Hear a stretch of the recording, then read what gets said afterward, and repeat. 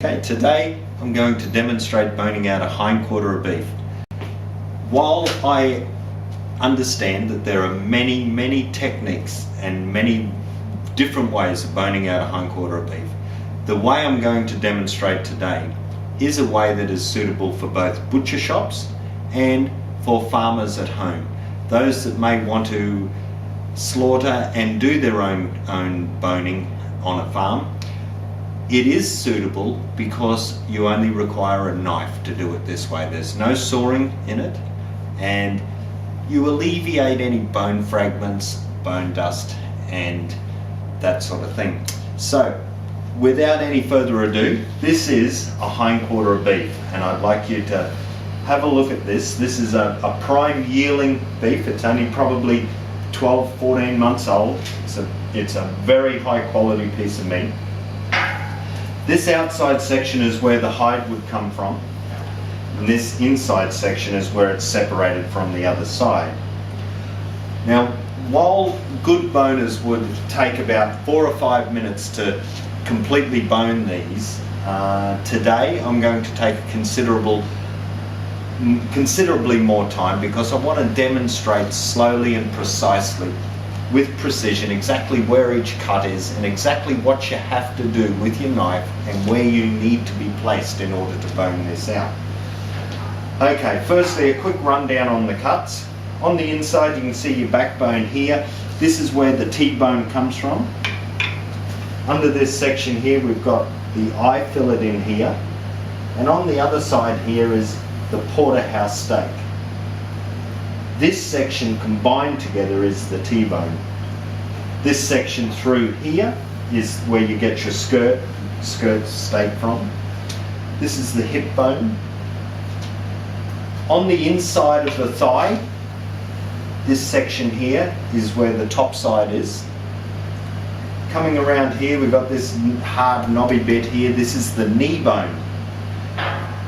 And I don't know if you can see, but there is a fat seam going down here and around here, and this defines this section here, which is the round. Coming up over this section here will be the silver side, and from where we separate the T-bone to roughly across there is the rump section, so the top of the bottom, if that makes sense. Firstly, in taking this hindquarter apart, we'll start by removing this lean piece of meat off the outside of the skirt section. This, once you remove all the fat from it, is suitable for lean mince. I'll just sit it over there. Now if you can just come in here, I'm going to take the skirt. This section here is the skirt. Now I'd just like to demonstrate this so that we can get it off without interfering with the eye fillet, which is of course the most prime cut.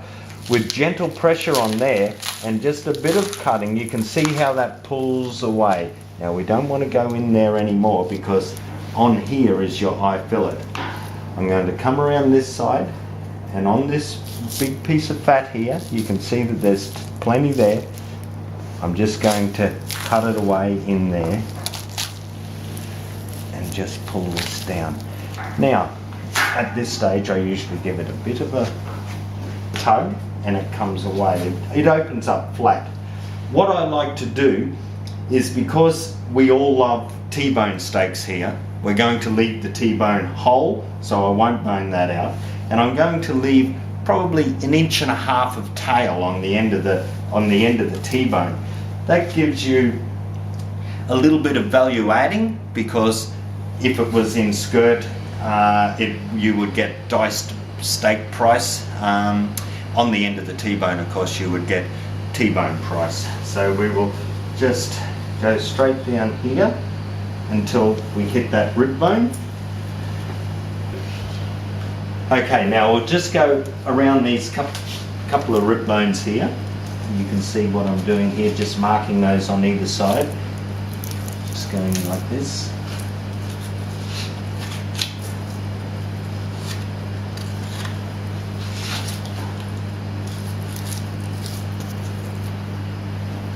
There we have it. Bones nice and clean, everything done with precise precision. This area through here will be is where you get the skirt from. This will be your thin skirt and your thick skirt from under here. The rest of it will be trimmed out for lean mince and for sausages. The next thing now is to remove the eye fillet and the T-bone. We're going to take the T-bone off on this very last joint here. It gives us the maximum yield out of our T-bone steak. Now, in order to get our eye fillet, it goes right up here to the top of this. So I'm just going to put my knife in there. I'm going to pull it across until it stops on that bone. Then I'm going to run it down this way, and I'm going to come down until I get to that joint. Through there, to the bone, down here, and around into that joint. I'll hold that with my boning hook. I'll put my knife inside and just open that up slowly. You can just see that starting to fall apart there now. And what I want to do is, with gentle pressure with my left hand and just allowing the knife to take the connective tissue away, I'm just going to follow that seam down. We'll just demonstrate how to get this off of the bone. So we're just to the bottom of this bone here is called the H bone, the hip bone or the H bone. So just to the bottom of the H bone, and we come across here. I'll just make sure that that's in there properly, and I can just put my knife in and go straight across the bottom of that bone.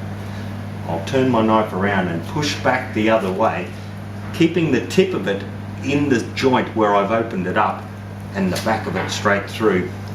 Then just with a bit of pressure I pull down and the joint opens up, and I'm able to just take it straight through and bring it completely off. You'll see on the end of the T-bone there is just a little bit of the soft bone of the end of the H bone. That's a good indication that you've got all that you can on your T-bone.